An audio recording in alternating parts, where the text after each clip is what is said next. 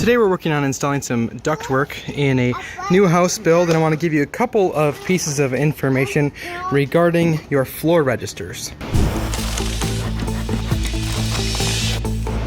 So this would apply to any situation where you have vents coming up through the floor.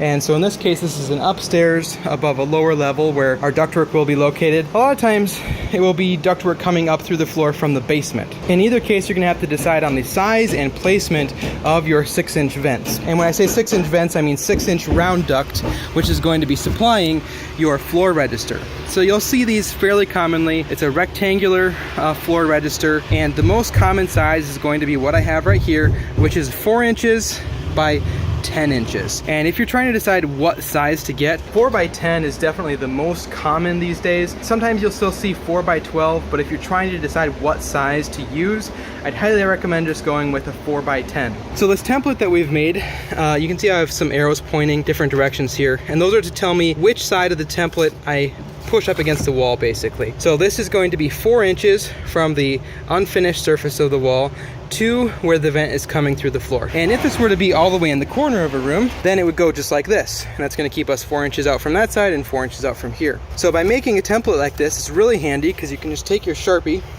and simply mark the inside edges of where you need to cut your hole.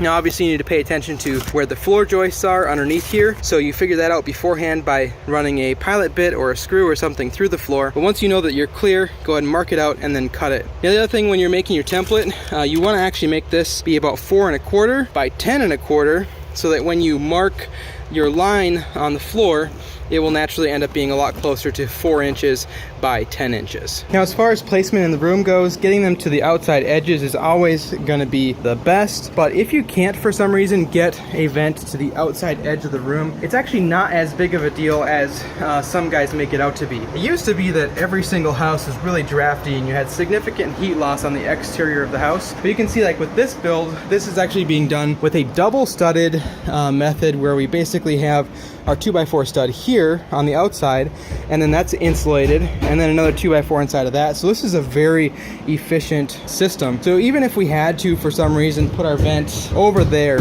on more of an interior area, it really is going to diffuse into the room just fine. But if you have the choice, getting them to the outside edges is best. And then think about any permanent furniture or things that you're gonna have sitting on the floor as much as possible, but most of the time you're just gonna have to choose a spot and go with it. What we like to do is go around when we're planning out where everything is gonna be and staple pieces of cardboard to the floor in the different locations where we're planning to have vents. Here's another one right over here.